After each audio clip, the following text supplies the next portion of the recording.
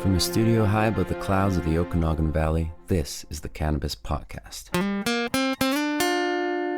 Exploring the world of Canadian cannabis culture, one toke at a time. Now, here's your host and bud tender, Gary Johnston. And let me welcome you back to the Cannabis Podcast, or maybe this is your very first visit. Well, if it is, let me give you an especially warm welcome. Ahead for the next 30 or 40 minutes, we're going to be talking about a bunch of information about cannabis, the plant that I absolutely have a passion for. And you must have some interest too, or you probably wouldn't be here. Before we get too much further, let me remind you this program is intended only for those 19 or older in your jurisdiction, and is intended purely for entertainment and perhaps educational purposes. You should always consume your cannabis responsibly. We're going to look to the spring for the results from the Cannabis Act review. Municipalities who are late to the cannabis market are continuing the stigma by placing new stores in industrial zones. The CRA is a little tired of waiting. They've enacted some garnishees to get their tax money from some cannabis companies. The price gap has lessened between legal and illicit weed. There's a lot of private retail owners who would like to see BC Cannabis get out of retail. And we look further at WeedOut Misinformation.ca. Plus, we're going to stop on Cultivar Corner to save some money with BC Smalls Sour Sangria. All of that and more on episode 145 of the Cannabis Podcast. As always, I want to thank you for being a listener. I truly appreciate the fact that you are here. And in addition to that, I want to thank my supporters, Jordana, Keith, and Jordan at buymeacoffee.com/cannabispodcast. If you like what you hear and you feel so inclined, you can go there too and buy me a doobie. At Patreon, I want to thank Tony, Roger, Rob, and Gage. I truly appreciate the support. Now, let's get to our first story. Last episode, I briefly talked about a site called WeedOut Misinformation.ca, designed to improve the information available and make it more accurate and factual in regarding cannabis. I was pointed to that site by Daniel Baer, who has his PhD. He's the director of Humber's Centre for Social Innovation, Faculty of Social and Community Services at Humber College in Toronto. Daniel and I actually sat down for an interview just the other day, and you're going to be hearing that interview next episode. Because what they're doing is they are preparing a survey to follow up WeedOut Misinformation.ca. And so when that information is available, we will publish that interview, and that's going to be next week. But let's look at WeedOut Misinformation.ca with a little bit more detail right now. It is a resource for informed cannabis consumption. Misinformation about cannabis is everywhere, so it's important to stick to the facts. Whether you're new to cannabis or have been consuming for a while, you'll find information to help you make more informed decisions about consuming cannabis. And let's do that. Let's look at cannabis info. What are set and setting? Before consuming any drugs, it's important to consider your set and setting.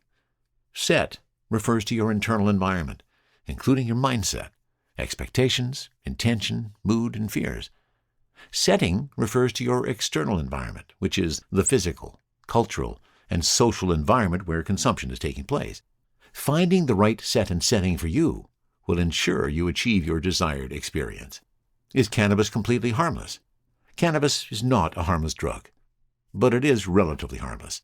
The overwhelming majority of people that consume cannabis do so without problems to their mental or physical health, but some people do experience issues, and these issues are more likely to appear in very frequent consumers.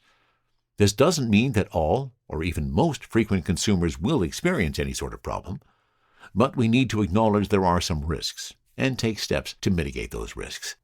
How do I avoid having a bad experience with cannabis? Start low. Go slow. This means start with a low dose and don't take too much at once. Edibles take a while to kick in, but inhaled cannabis takes effect rather quickly. In either case, you want to give yourself sufficient time to know how high you are before deciding whether to have more. Being high feels quite nice if you're at the level of being high that you intended, but can be uncomfortable if you miss the mark. Start low, go slow. How risky is cannabis? Cannabis is not harmless, but it is relatively low risk. Understanding how to use cannabis safely and what mental health risks might be present for you can help ensure a safe and enjoyable experience with cannabis. So there's just a snippet of some of the information that is available on WeedOutMisinformation.ca. Make sure you tune in next episode to my conversation with Daniel Baer, who has a PhD and is the director of Humber Centre for Social Innovation, Faculty of Social and Community Services at Humber College. The approach that Daniel and his team are taking to dispense accurate information about cannabis to the Canadian public is very innovative through a source that your average Canadian would probably trust. Make sure you tune into our conversation next week to find out those details. From the cannabis-infused studio in the clouds, this is the Cannabis Podcast. Now, when this story first came across my desk, I could not help but thinking, if this isn't a case of stigma, and stigma is sticking it in your face, I don't know what is. Again, we go to stratcan.com, and this was contributed for them. Municipalities in BC that reversed their ban on cannabis dispensaries have used industrial zones as a testing ground for their first store, and two owners offered differing opinions on the strategy. I have to stop for a sidebar on that. Because seriously, here we are. It must be a bad kind of business because we have to stick it in an area of town where we're not sure if it's going to be successful or not. This just infuriates me. End of sidebar. Following the legalization of cannabis in 2018, the British Columbia and Ontario provincial governments allowed municipalities to opt out of permitting dispensaries. And two dispensary CEOs who opened the first stores in Tofino and Delta, BC, say industrial zones were the only place they could start their business. Non-commercial locations were selected to address city government concerns about cannabis storefronts being visible to minors on their way to school or going home, the owner said. I'm sorry, another sidebar. The storefront can't be visible. This absolutely just infuriates me. End of sidebar. Putting a municipality's first store in an industrial area creates challenges for owners to reach customers, according to Vikram Chadiva, CEO and founder of the Seed and Stone dispensary chain. This industrial area concept has to go away, Chadiva said. Chadiva opened Delta BC's first cannabis brick-and-mortar store in November 2021, after working directly with the mayor and city staff to create a policy for dispensaries. Chadiva explained that the industrial location was a compromise with municipal officials who were hesitant about not allowing a dispensary downtown. Since then, 5 more dispensaries have opened in Delta, including 3 in strip malls, BC's liquor and cannabis licensing data shows.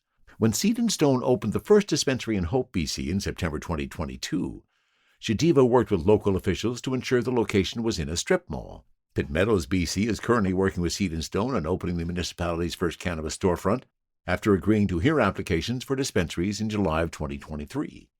A similar story with a different perspective played out on Vancouver Island. The first Tofino, BC cannabis store suggested to city officials that it should open in an industrial zone in January 2020, Michael Holekamp, CEO of Daylight Cannabis Company, said. Holekamp said his store in Tofino, next to breweries and automotive shops, is a trial by the city before potentially opening up in commercial areas. It makes sense up there, Holekamp said. Daylight Cannabis is currently operating with a temporary permit because Tofino still doesn't have permanent regulations on dispensaries. Small towns have limited commercial operation spaces in industrial areas, and Holekamp said he intentionally never requested municipality officials change the zoning of his store from industrial to commercial. Technically, right now, there is no legal zoning, Holekamp said. A second dispensary has since opened in Tofino, this time in a commercial area. Chadiva argues that making a greater dent in the illicit grey market requires putting cannabis dispensaries where people already shop. Health Canada's 2023 survey showed that 73% of cannabis users reported purchasing cannabis through the legal market. When there is no store in Surrey, BC, what are people going to do, Chadiva said. They're going to go to other municipalities, or they're going to call their guy that they've been calling for the last 5 to 10 years. Holekamp agreed that grey market competition was a concern, but said whether or not it's more prevalent in municipalities without dispensaries was hard to tell.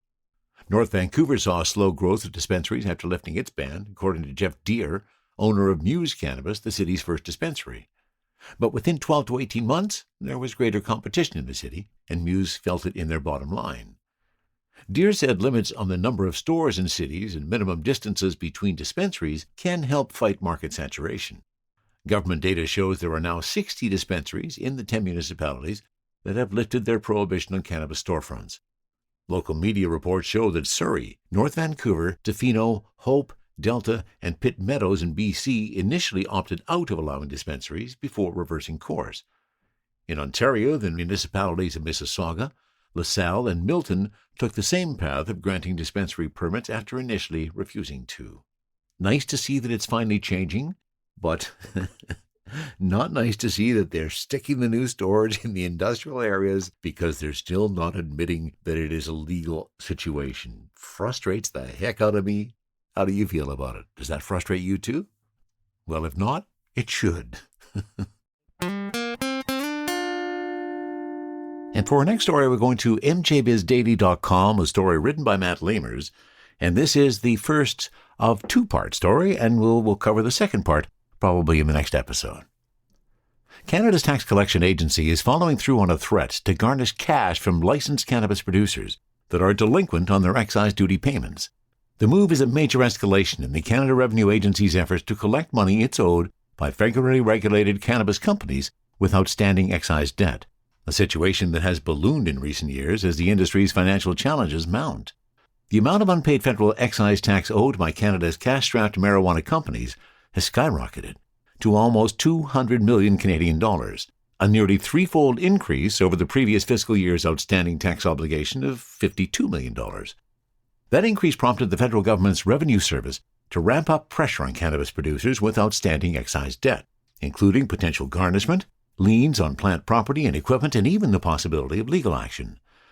Now the Canada Revenue Agency is involving provincially owned cannabis wholesalers by forcing them to garnish wholesale payments intended for licensed producers and instead redirecting that money to the federal government.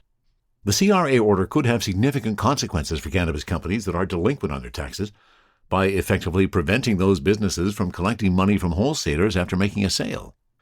It's a pretty unprecedented step, and in a lot of ways speaks to how pervasive the issue is, Rami Chalabi, an attorney with Toronto law firm McCarthy Tetro, said in an interview. Moving directly to garnishment of payments is a significant step to take, and will definitely put a lot of people on notice that you can't continue being delinquent on your tax payments. Action is going to be taken, and action that is going to directly affect your bottom line.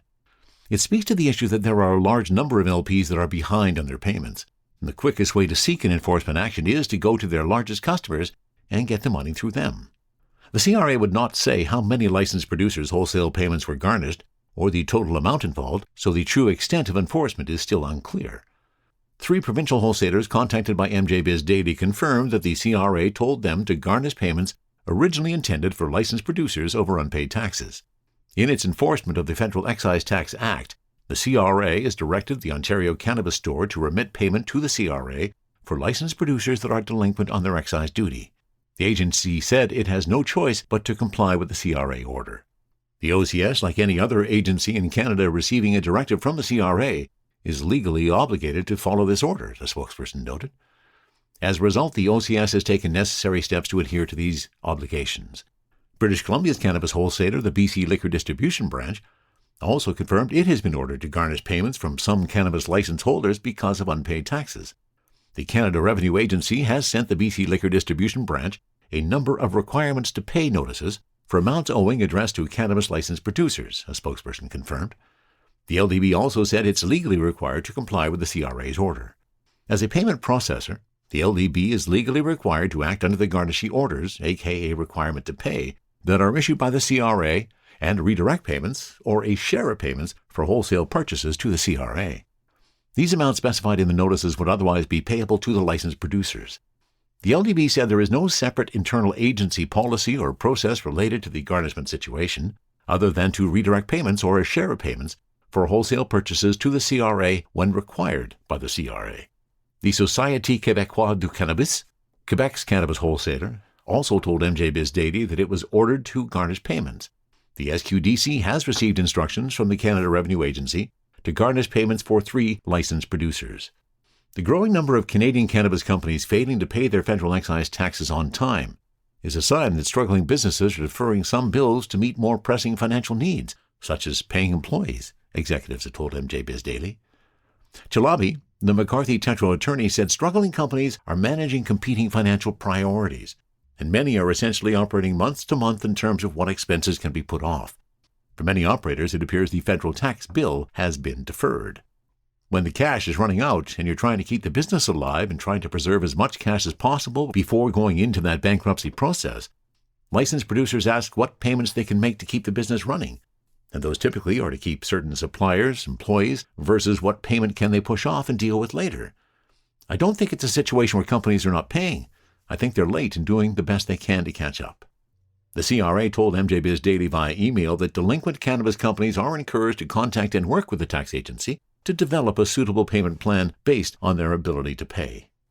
Not everyone is complaining about the tax garnishments. Some cannabis companies that are up to date with their excise payments welcome the CRA's apparent crackdown. They argue that collecting on tax-delinquent businesses will be beneficial to companies that pay their taxes on time and in full.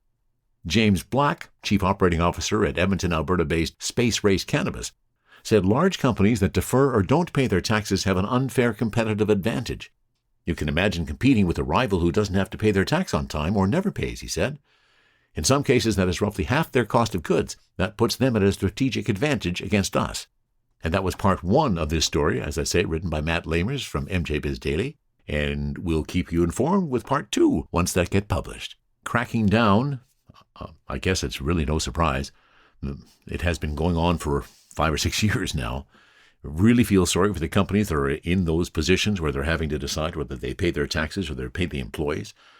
There's clearly some problems in the Canadian cannabis industry, and I hope we can find some solutions. Exploring the world of Canadian cannabis culture, one toke at a time.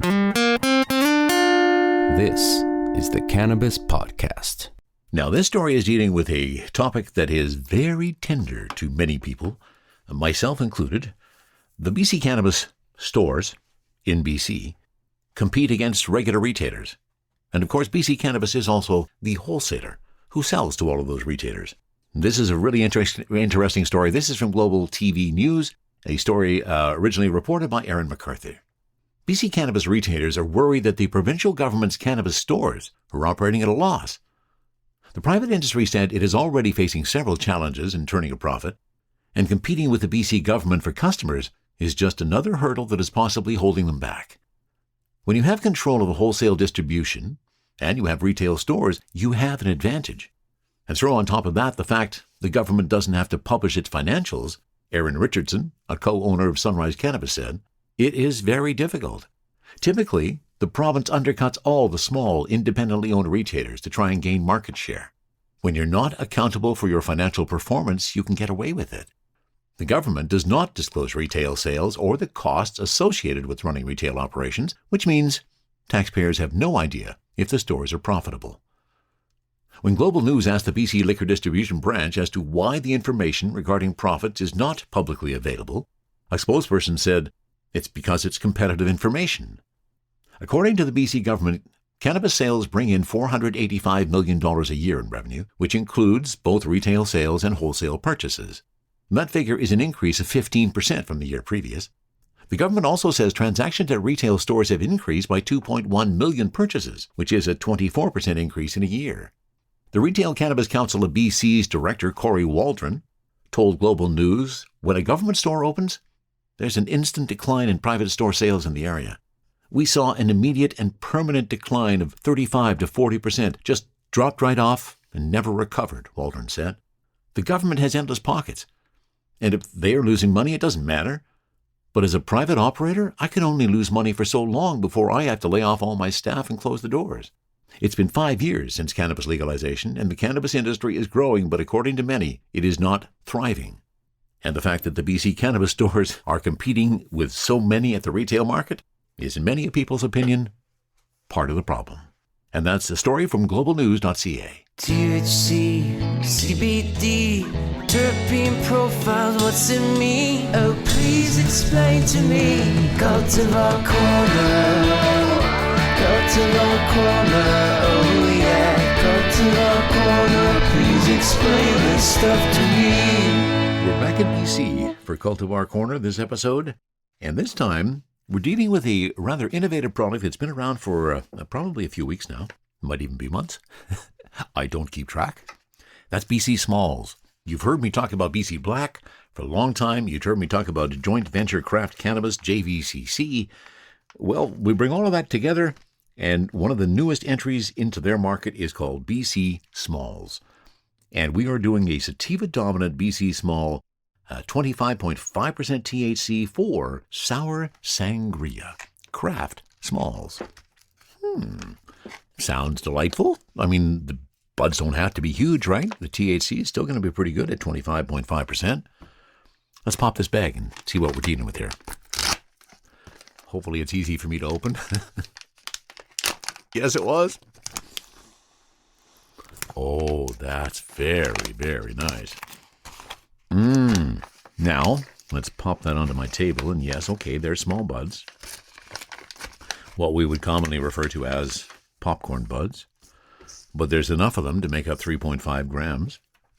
And if I take a peek at one of those inside of my jeweler's loop, let's see what we're looking at in these BC Smalls. Well, sure, it's a small bud, but inside that small bud, there's some nice little trichome fields. They're kind of a medium green. There's some red pistils that you can see on that. They're not really, really hard, but they're not really, really soft either. They're kind of right smack dab in the middle. Let me break one of them up and see if that changes how sticky. And of course, yes, it does. Once you break that up, the stickiness happens. Really some nice aromas in that. My terps on this guy, my total terps are sitting at 2.23, which kind of explains it was not incredibly fragrant. When I popped the bag open, the room was not suddenly filled with aroma, but when I stick my nose right in there, it certainly is. And it's going to have some sativa dominance. My terpenes are terpinolene, myrcene, and Selena 3-7-11-1-diene. I always have trouble with that one. And the flavor and aroma is pine, cloves, and hops. Definitely some pine notes as you pop open those BC Smalls. So let me give you the description from the folks at BC Smalls. Introducing BC Smalls, a trailblazing line of cannabis out to prove that size doesn't matter when it comes to delivering an exceptional cannabis experience. BC Smalls prides itself on curating an extraordinary selection of cannabis products that may have smaller buds compared to traditional offerings, but are packed with incredible potency, flavor, and aroma. We believe that great things come in small packages, and our small craft nugs are a testament to that. We understand that it's the little things that count, and our small craft nugs are no exception. When it comes to cannabis, large-sized buds mean large-sized stems, leading to less of the usable part of cannabis in your weighed pack. Additionally, anecdotal evidence suggests that the very tip of a flower has the highest potency, terpenes and trichomes, meaning that more small tips in your package means more of the good stuff you want to smoke. Just like their larger counterparts, BC Smalls are meticulously hand-trimmed, hang-dried, and cured perfectly to ensure the best possible bang for your buck. Same great buds, small craft nugs. Choose BC Smalls today. Well, there you go. There's the marketing for you. And there is some really nice aroma in that. Buds are breaking up really nicely. And they're a decent size. I mean, they're smalls. Well, let me get a joint ready and we will give a taste to BC Smalls Sour Sangria. Now, in full transparency, as I pop that weed onto my scale, I don't have a problem with the smalls, but I would appreciate it if it was actually 3.5 grams. I'm 3.36, and I've waited a couple of times, taken it off, put it back on. Not a big deal. It's probably just going to be one more bud that's going to make that change. And let me grab another bit of bud from some other weed, and let me see if one more bud will be that differentiator. Yeah, that would do it. But that's okay. I mean, yes, I do understand that there is some shrinkage or some weight loss that's going to occur after packaging and distribution. When was this packaged? That could be part of the issue. Let's see. Packaged on, no, packaged really fresh. This is really fresh. This is packaged on February 4th of this year, which when I'm recording this is less than 3 weeks away. So really, really fresh. One small critique that it is sitting at now at 3.36. I was hoping for 3.5. Time to roll a joint. And I want to send a shout out to Eric. Eric is the delivery driver for Kilo Cannabis. Kilo is where I picked up my BC Smalls Sour Sangria and had it delivered to my house. How convenient is that? I truly appreciate that. Thanks, Eric. I appreciate the effort. And now I do have to comment that as I was rolling that joint and punching up and breaking up those buds, there was more aroma coming out, so more of those pine notes came in. Again, my terpenes I'm dealing with are terpinolene, myrcene, and Selena 3-7-11-diene. I've got to figure out how to pronounce that one sometime. Pine, cloves, and hops are my flavors. I've got my joint. The Arizer Air Max is busy warming up. And while that's warming up, let's light the joint. This is BC Smalls Sour Sangria Craft Cannabis.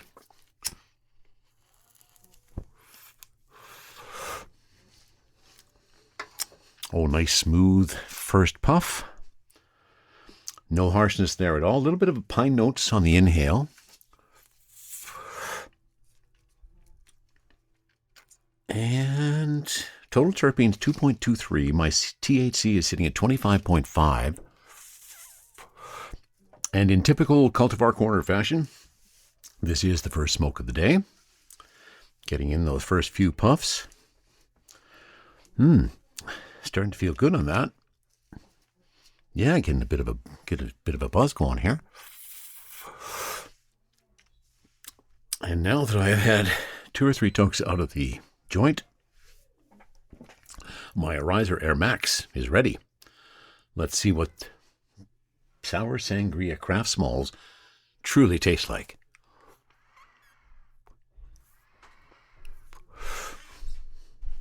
Oh, much more of those pine notes. Much more of that pinene coming through. Although there's no pinene listed on the terpenes, there has to be some pinene somewhere in there. Pines, cloves, and hops.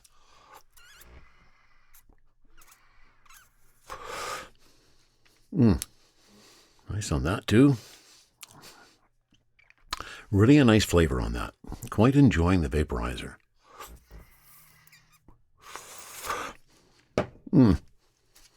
If you truly want to taste your weed, pick yourself up a herbal vaporizer. You will not be disappointed. You will have to take a different approach because it's a slower route to high. And speaking of the routes to high, so there's a few tokes from the joint, a few tokes of the joint down, a few tokes of the vaporizer are down. I'm not getting a lot of happy eyes to this point. I am feeling a bit of euphoria. There's definitely some euphoria coming on. Not deep, but it's there. And as I continue to imbibe, that euphoric feeling is starting to build. Building to a bit more intensity. And of course, I'm never sure whether the high is coming from the vaporizer or whether the high is coming from the joint, or whether it's a combination of the two. My intention for today, the usual intention for Cultivar Corner, let's see whether the weed gets me high. No more intention than that. And to date, again, it's not coming on gangbusters. My THC at 25.5. And again, I'm feeling a bit of euphoria. Just a titch of happy eyes. Just a hint of them kind of appearing there. It's a nice feeling. It's not really buzzed. It's not as strong as some of the weed that I have had of late. But I guess the thing I have to point out is that these 8s are selling for about $20 in most stores. So when you're talking about $20 worth of weed and the impact that it has on you, you have to adjust your priorities and your expectations ever so slightly. And at $20 an eighth for the sativa-dominant Sour Sangria Craft Smalls, that's a nice little bit of euphoria coming on. Again, not just a hint of my happy eyes are sitting there, but the euphoria is kind of welling up. It's got a nice clean head, not a lot of frivolity up there. I don't feel like I'm muddy and going to have to sit back and think about things for a while, so I'm pleased by that. I like that nice sativa strength in my head, the clarity that I'm looking for, nice little euphoric buzz. It's not knocking me on my butt, but I don't always want to be knocked on my butt. Sometimes I just want to get a little bit of high. And for Sour Sangria, the Craft Smalls, at 25.5% THC, I definitely got a little bit of high. And as I am often wont to do, after the cannabis has had an opportunity to live in my endocannabinoid system for a few minutes, the high kind of blossoms a little bit further. Euphoria is a little deeper now. I got more of a hint of some happy eyes going on, but definitely just a really good feeling. This is a really nice high, not really deep, But as I say, I don't always want a really deep high. This is just a really nice sativa, giving me a nice clear head high, and now I can take on the day. Sharing stories about good weed while trying good weed. This is the Cannabis Podcast. And to cannabisretailer.ca for the next story, which talks about the legal and illicit price gap dropping to just about 20%. 5 years ago, the legalized cannabis industry was hailed as a huge economic opportunity. Today, the industry isn't thriving. A new report from Deloitte, Clear the Smoke, Insights to Canada's Illicit Cannabis Market, explores why. The report looks at the gaps between the illicit and legal market in terms of product offerings, the key differences in major product categories that are affecting where consumers shop, the operational tactics that are helping the illicit market. What else can be done to support a more viable and secure legal market in Canada? Depending on the data source, the illicit market is estimated to take anywhere from 25 to 52% of market share. This presents a considerable opportunity for legal cannabis companies and regulators to start collaborating to develop an appropriate response. The most notable discovery the report made is the pricing gap for flower products. The average price differential is now only about 20%. The pricing gap between the legal recreational and illicit markets has narrowed significantly from the 55% measured by StatsCan in Q4 of 2019. Unique SKU counts were higher for illicit websites, and they had a significantly higher average SKU count than the legal recreational stores. Illicit websites were over-indexed on flower and extract products, and under-indexed on pre-rolls, beverages, and vapes compared to legal recreational stores. The standard size format in the legal recreational market was 3.5 grams. 60% of its flower products were offered in this size, whereas the illicit websites had a relatively even distribution of size varieties at 3.5 grams and larger. Legal recreational stores had an average unique SKU count of 538 per store, while illicit websites had an average of 918. Excluding accessories, the count narrows to 357 for legal stores and 591 for illicit websites, indicating a greater volume of accessory products in the illicit market.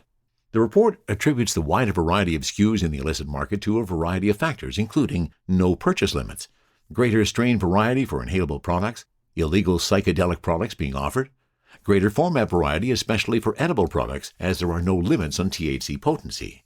Inventory for illicit websites was over-indexed on flower products compared to legal recreational stores. The report suggests this is partly due to lower pricing than the legal recreational market, the ability to sell at a higher volume and above the 30-gram limit, greater strain variety. Previous research shows the illicit market has more experienced and educated cannabis users who have a stronger preference for flower products over novel categories. Extracts are also over-indexed on the illicit market. The report found that illicit market flower variety is evenly distributed in 3.5 gram and above size varieties, while the legal recreational market is highly concentrated on the 3.5 gram size. Other findings include both markets offer most of their flower products at 3.5 grams and above, indicating little interest in smaller packaging sizes in either market. The largest category in the illicit market is 28 grams. 3 sizes collectively represented 88% of all flower products offered in the legal market. 60% were 3.5 gram, 14.4% each for a quarter or 7 grams, and an ounce at 28 gram packages. Operational efficiency is likely the driver of the 3.5 grams being the standard packaging size for flower products in the legal market, as illicit sellers have no reason to adhere to packaging guidelines. Illicit market flower products cost about 20% less than legal products across all size categories. The pricing differential between legal recreational stores and illicit websites is highest for the 3.5 gram size. The report notes that pricing is a major strain on legal producers and has been cited as a primary factor in the overall decline of the Canadian cannabis industry's revenue and profitability.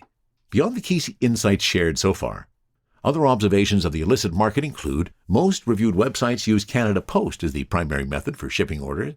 All sampled websites offered e-transfer as the primary payment method, with some sites also accepting Bitcoin or cash. The majority of websites had no age gating on entry, though some asked customers to confirm they were of legal age prior to purchase.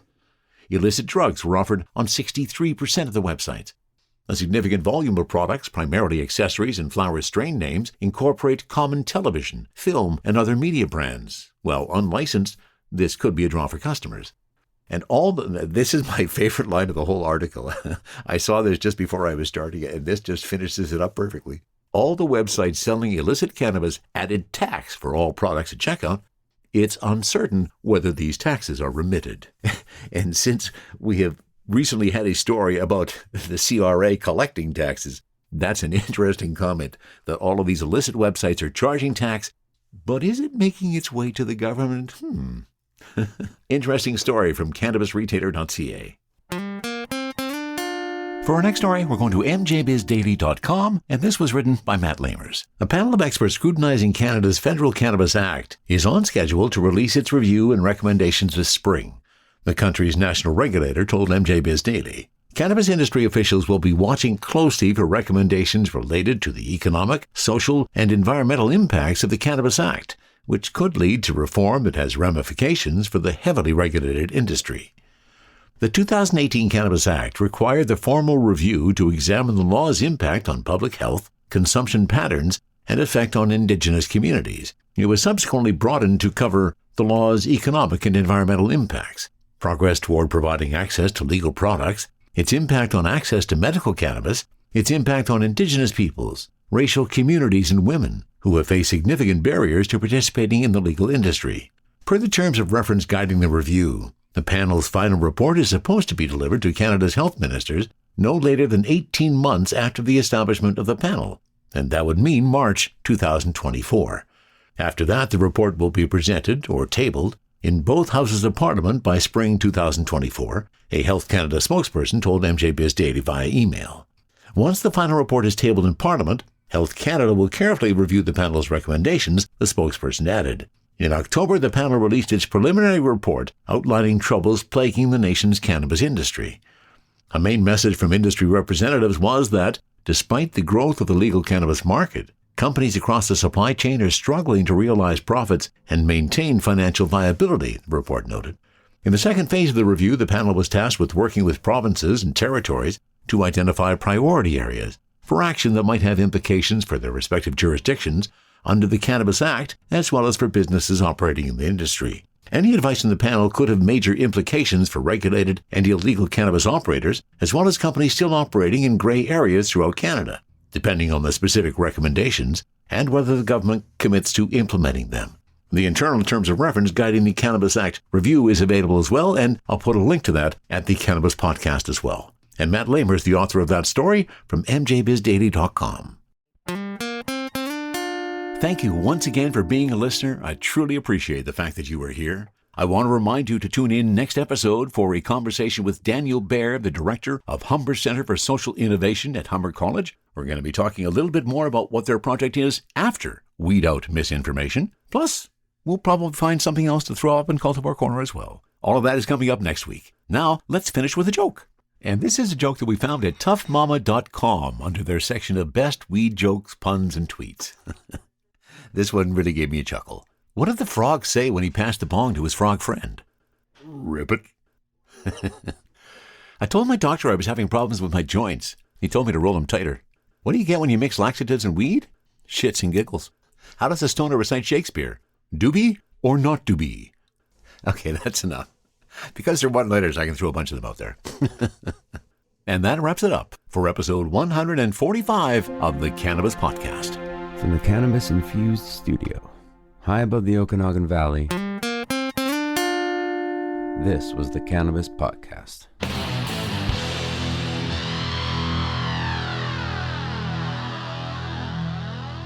Thanks for listening to today's show. To check out more great cannabis podcasts, go to podconnects.com. Here's a preview of one of our other shows. I'm Joyce Gerber, the creator and host of the award-winning podcast, The Canna Mom Show.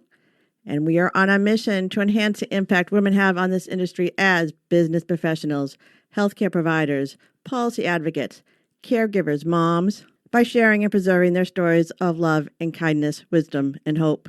I am so grateful to have found my tribe of Canna podcasters right here on PodConX, and look forward to our work of crushing the stigma around cannabis and caregivers and building this new industry together.